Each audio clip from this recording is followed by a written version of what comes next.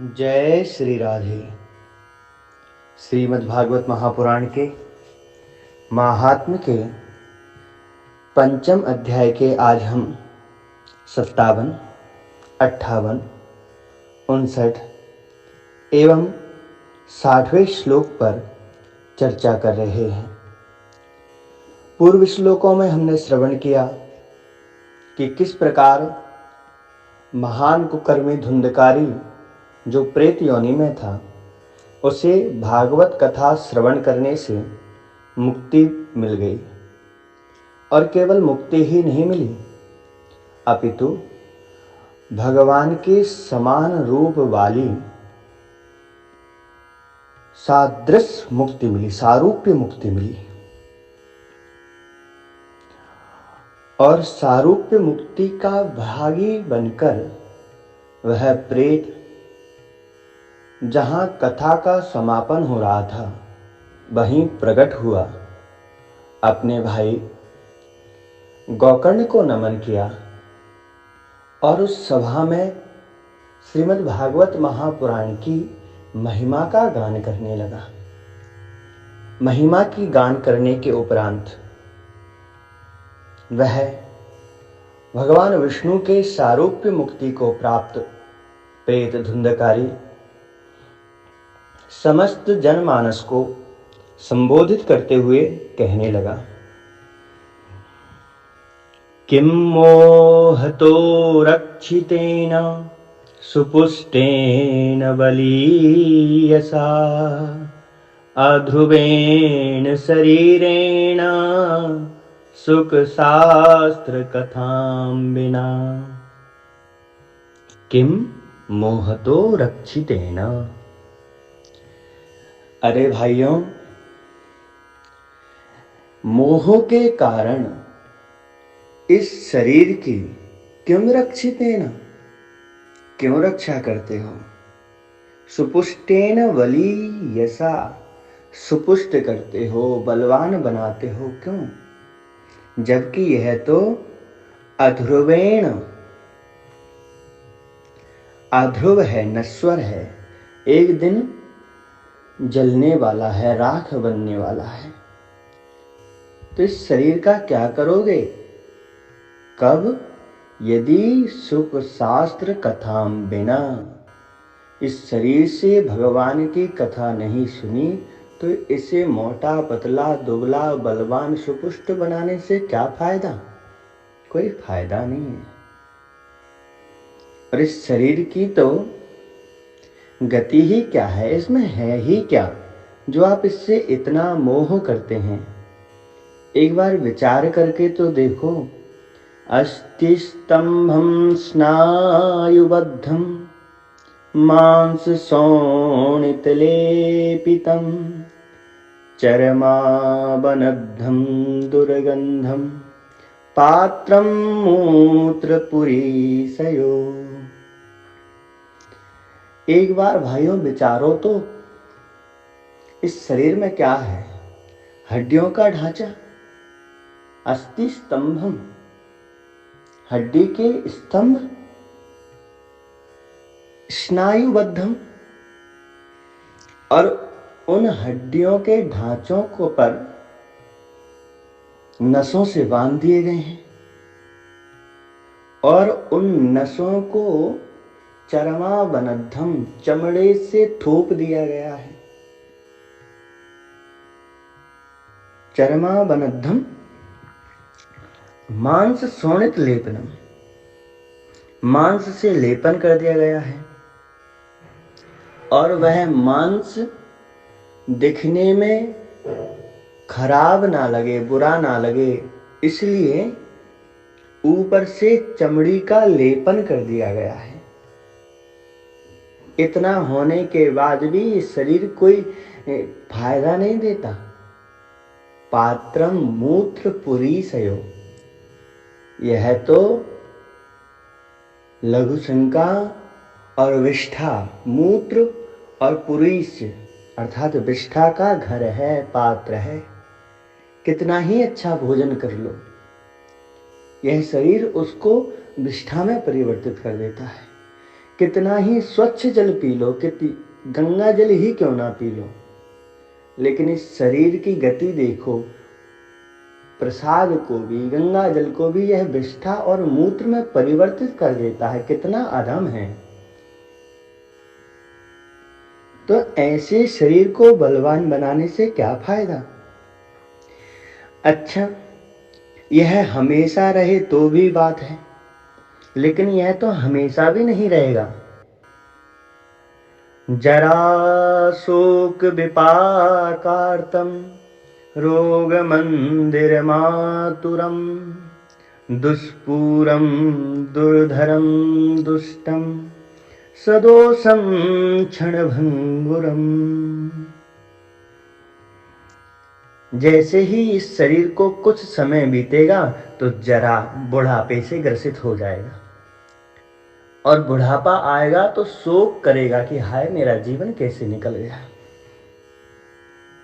और यह शरीर इतना बेकार है कि रोग मंदिर मातुरम, नित्य नवीन रोग इसमें लिपटा ही रहता है, कभी भी स्वस्थ नहीं रहता।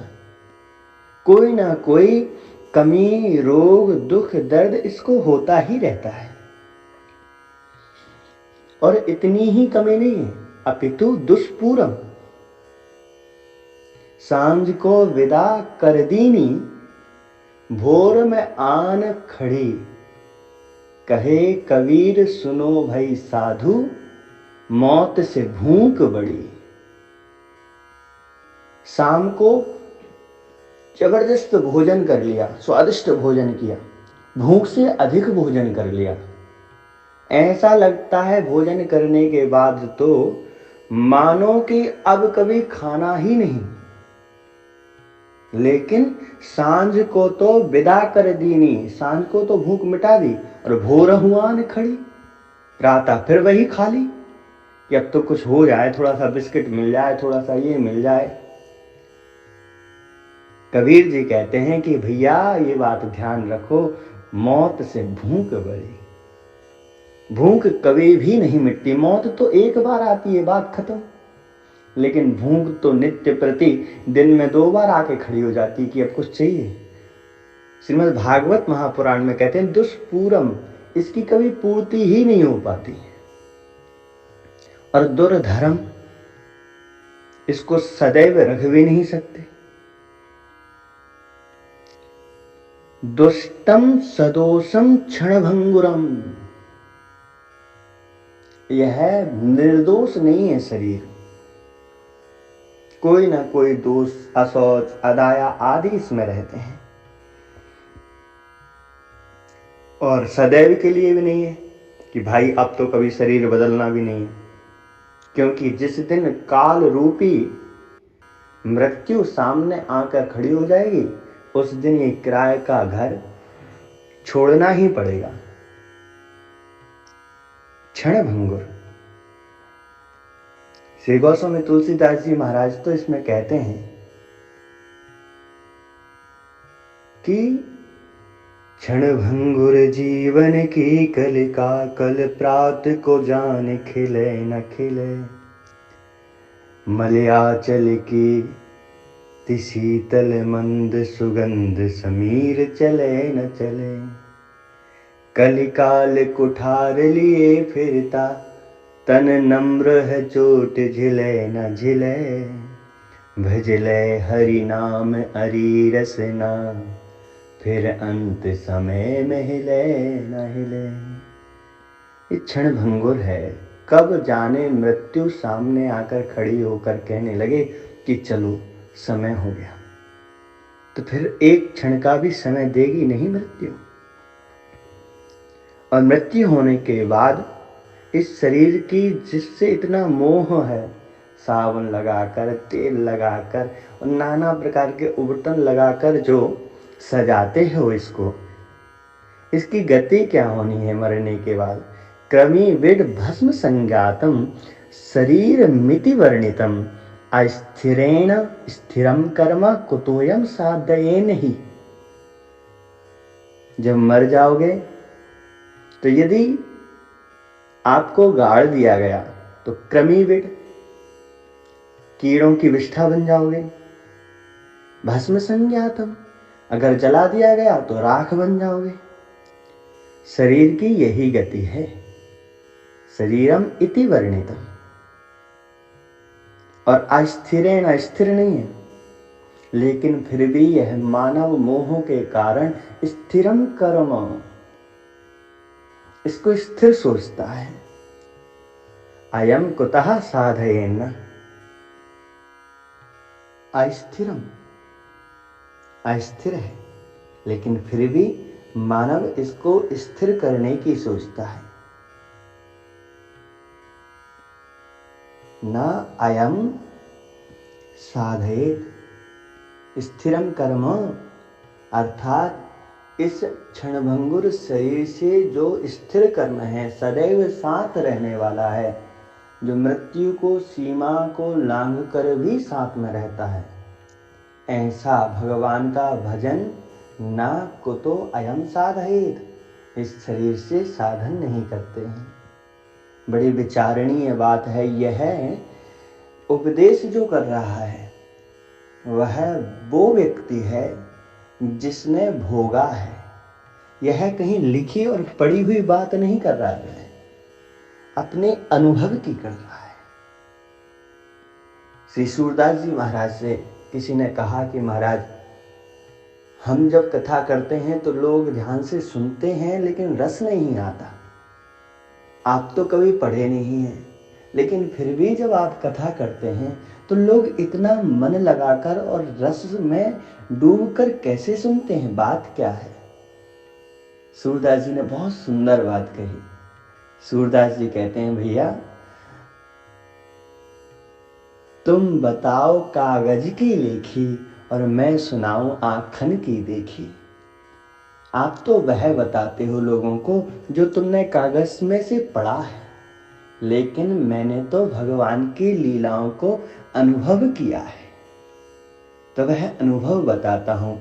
यहाँ पर धुंधकारी प्रेत भागवत की जो महिमा बता रहा है वह उसके स्वयं का अनुभव है, और यहाँ पर जो शरीर की गति बता रहा है वह भी उसने कुकर्म किए, मृत्यु को प्राप्त हुआ, गाड़ दिया गया, उससे कीड़े बने और उसके बाद प्रेत योनि मिली। प्रेत योनि में क्या परेशानियां आई, क्या दुख आए, उन सबको भोगने के बाद भागवत श्रवण करने के उपरांत जो सुख की प्राप्ति हुई, भगवान का स्वरूप उसको मिल गया, तब जाके कहता है, भैया अपना अनुभव कहता हूं, यदि जीवन में स्थिरता चाहते हो तो अमृतमयी भगवान के नाम का स्मरण करो, तभी इस जीवन का कल्याण कारक लक्ष्य प्राप्त हो पाएगा। अन्यथा अयम कुतः साधयेत, इसको क्यों साधन करते हो? इस शरीर से कुछ नहीं होने वाला। आगे क्या कहते हैं अग्रिम श्लोकों में श्रवण करेंगे। जय श्री राधे।